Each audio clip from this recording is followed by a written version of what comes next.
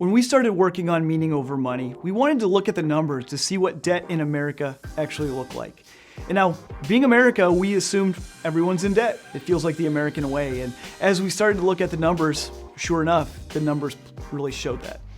80% of Americans are in debt, 8 out of 10.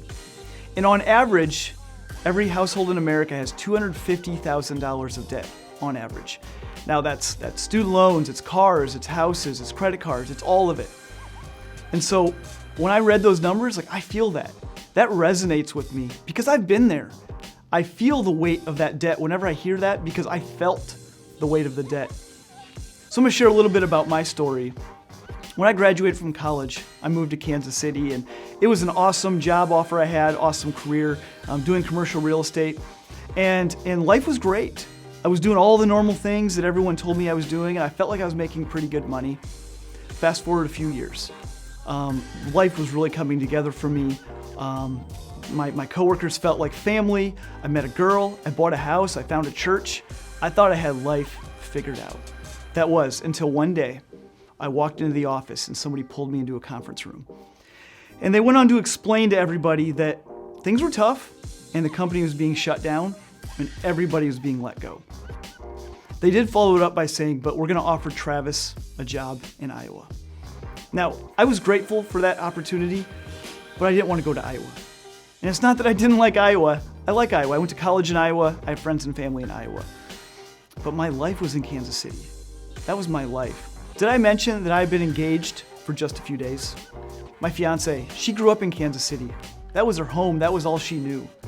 And in that moment, I realized I'd made some mistakes and it was all catching up with me.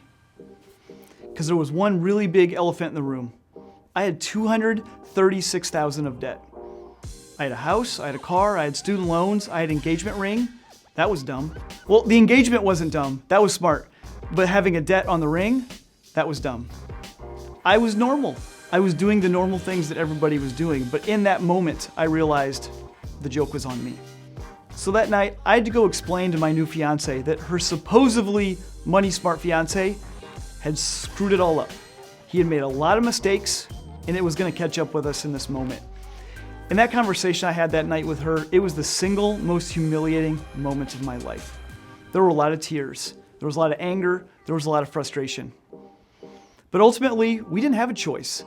That debt needed to be paid, and all of a sudden, we didn't have an income to pay it. And so we made the humble and difficult choice that night that we were gonna move to Iowa. But we decided in that moment that we were gonna do it different. We were never, ever again gonna let money dictate our decisions in life. It had happened once, it wasn't gonna happen again. And so we made the choice to move. And so we couldn't sell my home in Kansas City. There was nobody looking for homes, so we had to keep it. And we were blessed to find a renter. We got lucky, and they were awesome, and that was a huge blessing for us. So we went up to Iowa, we rented this tiny little 600 square foot, 1-bedroom condo.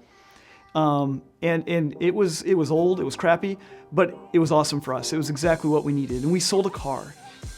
And when I moved to Iowa, she stayed in Kansas City because we didn't want to live together before marriage. We made that choice and we wanted to honor that choice. So she stayed in Kansas City, I moved to Iowa, we did a long distance engagement. That sucked. We made a lot of choices along the way. We budgeted tight, we were intentional. We made sure that paying off the debt was our number one priority. It was hard. But 4.5 years later, we had paid off all $236,000 of debt. I still think about that and I can't even understand how that happened, other than just month after month after month of dedication. It sucked, but on the other side, it was so amazing. It was amazing to be free from it. But there was one thing that happened on the other side that I didn't expect. When I got to the other side, for some reason, my job got so much more enjoyable. And my job didn't change. My job was the same job that I'd had all along. But I think there was this moment where I realized when I woke up in the morning that I didn't have to be there. I got to be there. I had the opportunity to be there, but I didn't have to be. And so I felt free. And I realized if a day ever came I didn't want to be there, I'd do something different. It changed everything. And I think it changed my performance. I think I was a better employee. I think I served my clients better because my career really took off after that.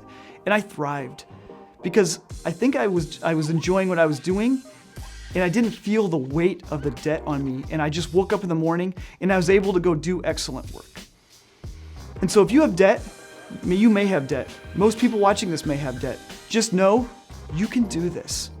Don't let anybody tell you you can't, because you can.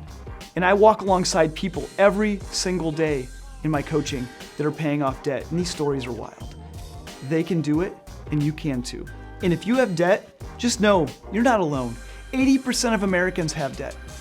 And if you're watching this and you've had success in this area, you've paid off debt, you've had wins, drop a comment below, share your story, encourage, give some advice, because stories are powerful.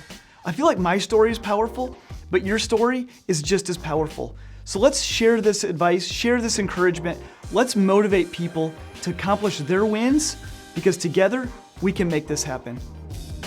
Thank you so much for watching. We hope this added value to your life, and if it did, it would mean the world to us if you would like, subscribe, or even share. And while you're here, please check out some of our other content.